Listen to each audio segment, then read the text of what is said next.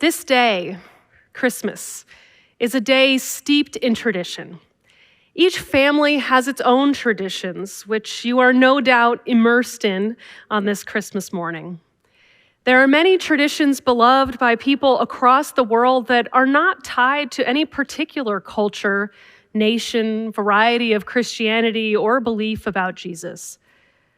What most people don't know is that many of these well-known traditions, stories, and songs have roots in our Unitarian and Universalist heritage.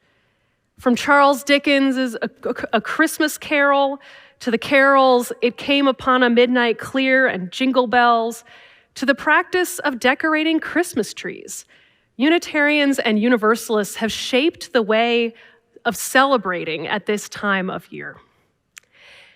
I have 3 objects here: a Christmas tree, a star, and a little bell. These 3 objects represent 3 ways that Unitarians and Universalists have contributed to beloved Christmas traditions in America. So first, the Christmas tree. Each year, over 30 million Christmas trees are sold in the United States, and there are over 15,000 Christmas tree farms in the country. This has not always been the case. The history of festooned Christmas trees in America begins with the Reverend Charles Follen, a refugee from Germany who was a Unitarian minister in Massachusetts in the early 1800s. Christmas was really big in his home country of Germany, with lots of color and excitement and trees. He fondly remembered the Christmases of his youth and felt like something was missing in his family's celebration of the holiday in America. One day, as he was strolling down a road surrounded by a pine forest, he had an idea.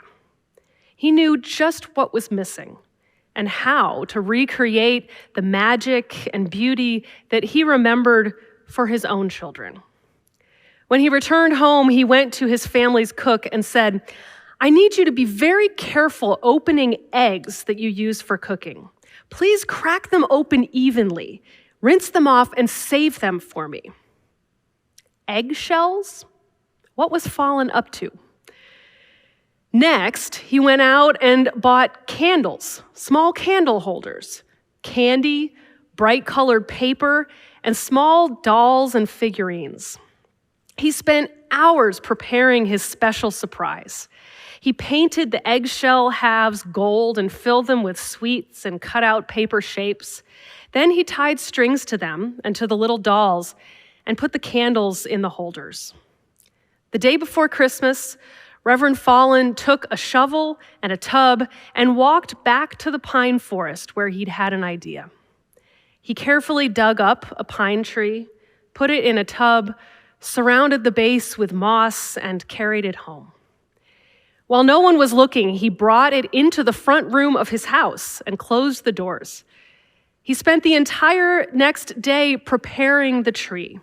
He hung dolls, golden eggshells, paper decorations, and candies on the tree, which was also illuminated with numerous candles. That evening, as they hosted a Christmas party, Reverend and Mrs. Follen gathered their children outside the parlor door. When they opened the door and the children poured into the room, after a couple seconds, the room went silent. The children were mesmerized by the beautifully decorated and lit tree. One partygoer reported, "All eyes wide open, all lips parted, all steps arrested." Every year after that, Reverend and Mrs. Follen prepared a tree for their family and their guests. Other families started to decorate trees too, and soon it became a holiday tradition. The German tradition of Christmas trees had been around in the United States before that evening in Charles Follen's parlor, but the idea of bringing such a tree indoors and decorating it elaborately with all kinds of objects was still delightfully new. Each year, as we decorate our own Christmas trees and marvel at those of our friends and neighbors, let us remember the story of a Unitarian minister who was seeking to recreate the wonder of the holiday that he experienced in his native land for his children here in America. O holy night, the stars are brightly shining. If you ask me, one of the most beautiful Christmas songs is O Holy Night. I can't hear it sung without getting tears in my eyes. It was 1843, and a small town in southern France was celebrating because their church organ had been renovated. The parish priest invited Placide Cappeau, a local poet and wine merchant, to write a poem for Christmas. Adolphe Adams wrote the accompanying music, and the resulting piece, Cantique de Noël, became a beloved Christmas song. Until church leaders discovered that Adams, the composer, was Jewish, and Cappeau, the lyricist, was an atheist and a socialist. This created quite an uproar among church authorities, who declared the carol unfit for church services because of the, quote, total absence of the spirit of religion. The lyrics focused on humanity, promoted humility, and radically suggested that all people have souls. So the church did what it could to bury the song. You might be asking, what does all of this have to do with Unitarian Universalism? Well, the church didn't bury the song completely, because over in the United States, Unitarian minister and musician John Sullivan Dwight heard the French song and was struck by its congruence with his own beliefs. He was an ardent abolitionist, and Cantique de Noël spoke to the inherent worth and dignity of all people and to the universality of the human spirit. This is the story of how O Holy Night became a beloved and subversive Christian Christmas song with Jewish, socialist, and Unitarian origins. James Sullivan Dwight translated the original French into English, and his version quickly became famous across the United States during the period of the Civil War and beyond, capturing the hearts and lifting the spirits of people for generations.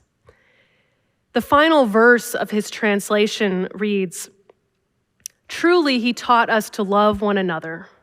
His law is love, and his gospel is peace. Chains shall he break, for the slave is our brother, and in his name all oppression shall cease. Sweet hymns of joy in grateful chorus raise we. Let all within us praise his holy name." We will not be silent about the inherent worth and dignity of all people. And so let us hear it now, sung by church member and music associate George Cornelius.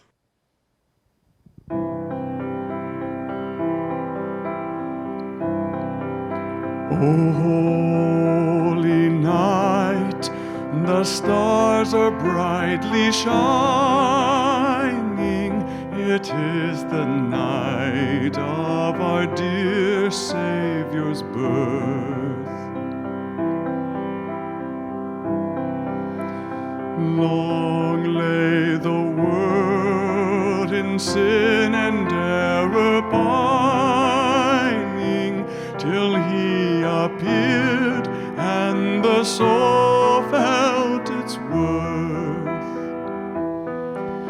A thrill of hope, the weary world rejoices, for yonder breaks a new and glorious morn. Fall on your knees. Oh, hear the angel voices. Oh, night divine.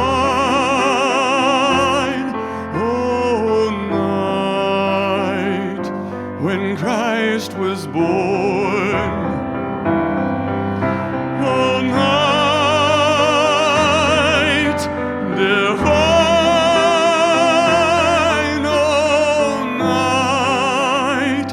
oh, night divine.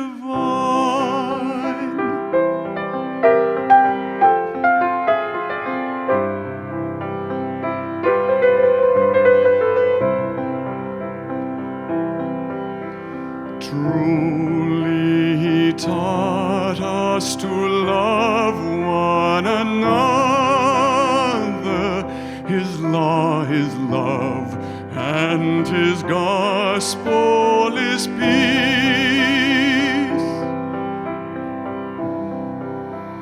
Chain shall he break, for the slave is our brother, and in his name all oppression shall cease. Sweet hymns of praise in grateful chorus raise we, let all within us praise his holy name. Fall on your knees,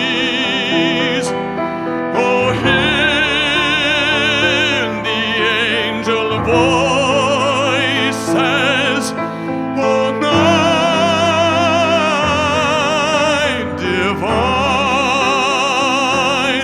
oh, night when Christ was born. Oh, night divine,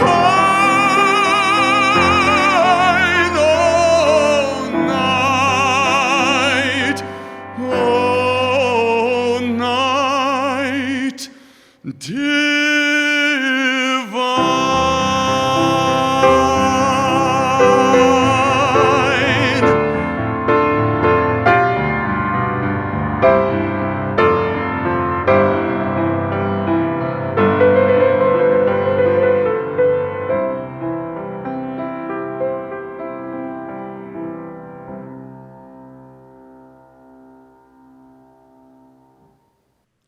I grew up with the poetry of Henry Wadsworth Longfellow, the familiar words ringing like Christmas bells in my memory.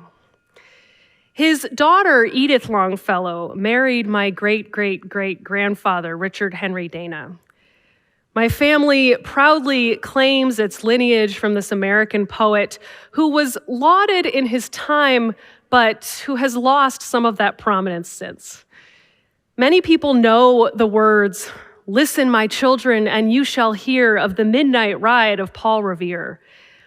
But they may not know the story of the man and his poem that is still sung at Christmas to this day. This season brings up complex emotions for many of us who are troubled by the state of the world or carrying the weight of personal loss and grief. Not everyone's Christmas is merry and bright, I know. Neither was Henry Wadsworth Longfellow's in 1863, the year that he wrote Christmas Bells, or the hymn that we now know as I Heard the Bells on Christmas Day.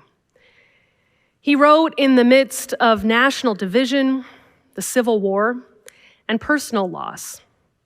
His wife, Fanny, had died when her dress caught fire. Henry tried to put the fire out by smothering the flame with his own body and with a rug, but it was too late. He grew a beard to cover the scars on his face, but he carried this physical memory for the rest of his life. 2 years later, his 18-year-old son, Charlie, left home to serve in the Union Army. On December 1st, 1863, Henry was having dinner with his family when he received a war telegram reporting that Charlie had been severely wounded in battle. Surgeons warned Henry that his son could face lifelong paralysis. A 57-year-old widowed father of 6, Henry wrote to a friend, "I have been through a great deal of trouble and anxiety. He was a Unitarian, close with many of the prominent Unitarians and Transcendentalists of the day. But given the state of the world and the state of his heart, he struggled to keep the faith. On Christmas Day, 1863, he sat down to write a poem in which he may have rediscovered this faith. His words captured the discord and dissonance in his heart and in the world around him. Hearing the bells on Christmas Day and the message of peace on earth when the world and his life were anything but peaceful. He wrote, "And in despair I bowed my head. There is no peace on earth, I said, for hate is strong and mocks the song of peace on earth, goodwill to men." Then pealed the bells more loud and deep. God is not dead, nor doth he sleep. The wrong shall fail, the right prevail, with peace on earth, goodwill to men. May the bells peal loud and deep in our world and in your life today, bringing hope even when hope is hard to find.